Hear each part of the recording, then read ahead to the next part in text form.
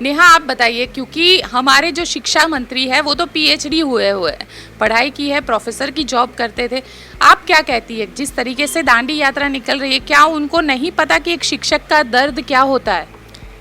अब मैम दर्द पता होता तो वो टिमली वाला डांस नहीं करते। दर्द अगर पता होता तो मेलों में जाकर आनंद नहीं लेते, हमारा दुख बांटने आते। अगर नेता होते वो और अगर पढ़े लिखे हैं तो हम पीएचडी डिग्री का अब तो अपमान नहीं करेंगे, क्योंकि हमें जिस प्रोफेसर ने पढ़ाया उन्होंने भी पीएचडी की है।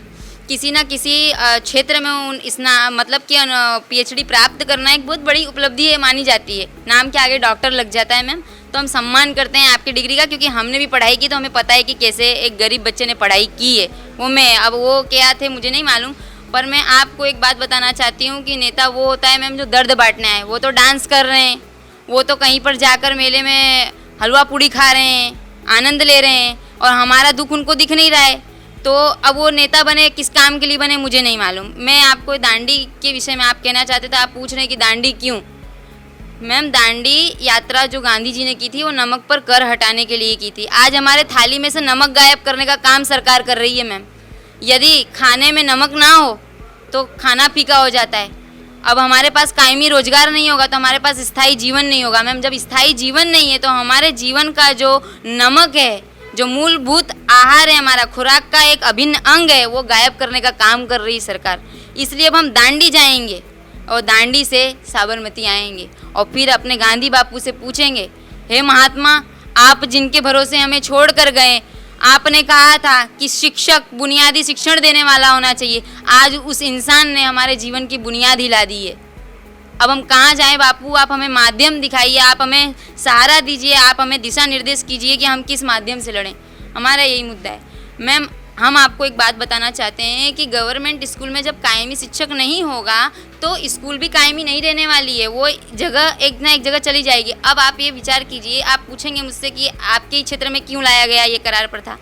क्योंकि शिक्षण ऐसा क्षेत्र है जहाँ पर सरकार को देना है और वहाँ पर सिर्फ भविष्य मिलने वाला है, कोई आर्थिक उपार्जन नहीं होने वाला शिक्षण में, वो भी सरकारी क्षेत्र में। प्राइवेट क्षेत्र में होने वाला है मैम, क्योंकि प्राइवेट स्कूलों में आप देखिए दिन प्रतिदिन हर साल के आंकड़े देखिए कितने प्राइवेट इंस्टीट्यूट को अनुमति मिल रही है स्थापित होने के लिए।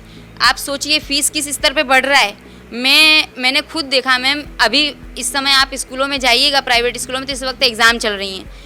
कितने बच्चों के माँ बाप फीस नहीं भर पाते तो बच्चे बाहर खड़े रहते हैं। वो दृश्य किसी को नहीं दिख रहा है। वो बच्चे कहाँ जाएंगे मैम? फीस नहीं भरी तो एग्ज़ाम नहीं देने दिया जाएगा। पर हमारी सरकारी शालाओं में ऐसा कुछ नहीं है। तो सरकारी शालाओं में बच्चे आराम से पढ़ सकते हैं, और जिनका भी ये उद्देश्य है ना कि शिक्षक पढ़ाता नहीं है, और टेलीविज़न पर मैंने डिबेट की है मैम, वो शिक्षक को कामचोर बोल रहे हैं। आपका चश्मा कामचोर है, इसलिए आपको सब कामचोर दिख रहे हैं। एक कामचोर को दूसरे कामचोर की पता होती है कि ये मेरे से कितना बड़ा कामचोर है, पर एक मेहनती व्यक्ति को मेहनती व्यक्ति मिल ही जाता है। जैसी दृष्टि वैसी सृष्टि। आप अपना चश्मा सुधारिए। हाँ, लेकिन सवाल ये है कि अगर अनुमति नहीं मिली, क्योंकि यहाँ पे गांधी नगर में आप लोगों ने पूरा यात्रा किया था, जब आप लोग प्रोटेस्ट कर रहे थे तो आपको घसीट के लेकर गए थे पुलिस। अगर अनुमति नहीं मिलती है और वहाँ से आपको दांडी यात्रा नहीं निकालने देते, तब भी आप तैयार है इस लड़ाई को लड़ने के लिए?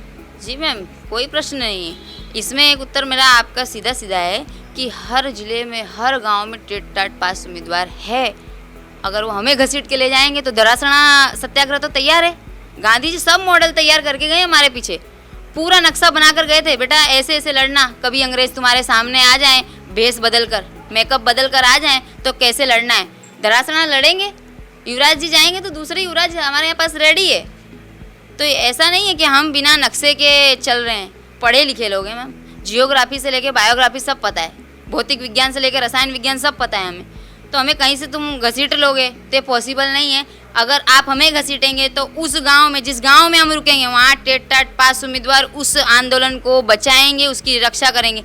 आपने कहा कि घसीट लेंगे, तो मैम ये लोकशाही की परिभाषा बदल दीजिए। छठी क्लास के अभ्यासक्रम में नागरिक शास्त्र का जो विभाग शुरू होता है उसमें पहली लिटी में लिखा हुआ है, जिसने ना पढ़ा हो, जिसने पाठ्य पुस्तक तैयार की जाके पढ़ लो। सरकार लोगों के लिए होती है, लोगों के द्वारा होती है और लोगों के द्वारा चुनी गई होती है।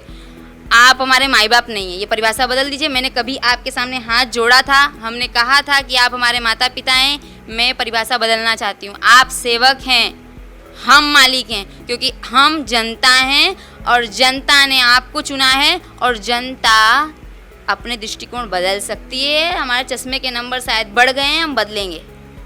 नंबर बदलेंगे क्योंकि दृष्टिकोण को बदलना ज़रूरी होगा।